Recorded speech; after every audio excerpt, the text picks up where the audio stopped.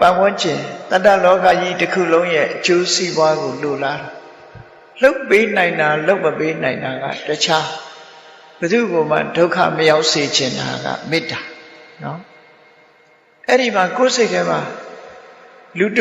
တစုကိုတော့ချမ်းသာစေခြင်းနဲ့လူတစုကိုတော့မုန်းတယ်ဆိုတာမျိုးဟာဒါကိုယ်တရားပြည့်နေပြီလို့သာမှတ်ပြီနော်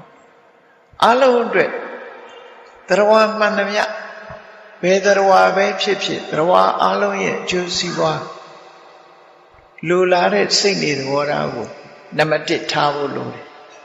ကိုယ့်ရင်ထဲမှာအမုန်းတရားရှိနေသေးလို့ရှိရင်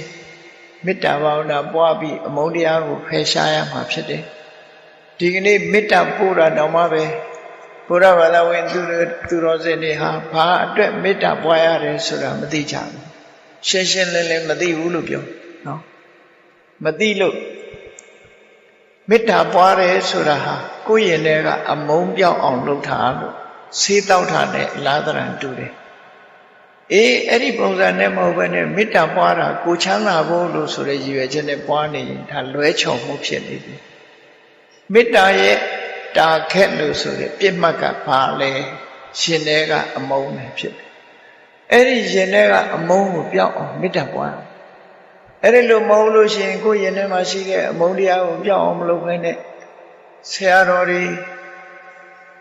မိမိယုံကြည်မြတ်နိုးတဲ့ပုဂ္ဂိုလ်တွေရောက်တဲ့အခါမေတ္တာပို့ပေးပါလို့လျှောက်ကြတာပေါ့လွဲချော်နေတယ်အဲ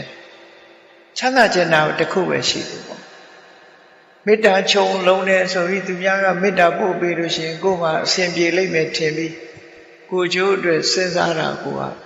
ဒါကမှန်ကန်မှုမရှိဘူးပေါ့အဲ့တော့မေတ္တာပွားတယ်ဆိုတာကိုတိတိကျကျဘုရားရဲ့ဆုံးမတိုင်းမှတ်သားထားမယ်ဆိုရင်မေတ္တာဘာဝိတ္တပါဒေါသတပါဟနာယလို့သူတို့ဆိုတယ်ဒေါသတပါဟနာယရှင်ထဲကအမုန်းတရားတွေကိုဖယ်ရှားနိုင်ဖို့အတွက်မေတ္တာဘာဝိတ္တပါမေတ္တာကိုဖြစ်စေရမယ်တိုးတက်အောင်လုပ်ရမယ်လို့သူဟောတာ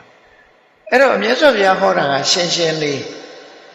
ချမ်းသာခြင်းမေတ္တာပွားလို့ပြောရမှာမဟုတ်တာရှင်ထဲကအမုန်းပြောင်းအောင်မေတ္တာပွားပါလို့ပြောအဲ့တော့လူတိုင်းကလုပ်ရမှာဒီ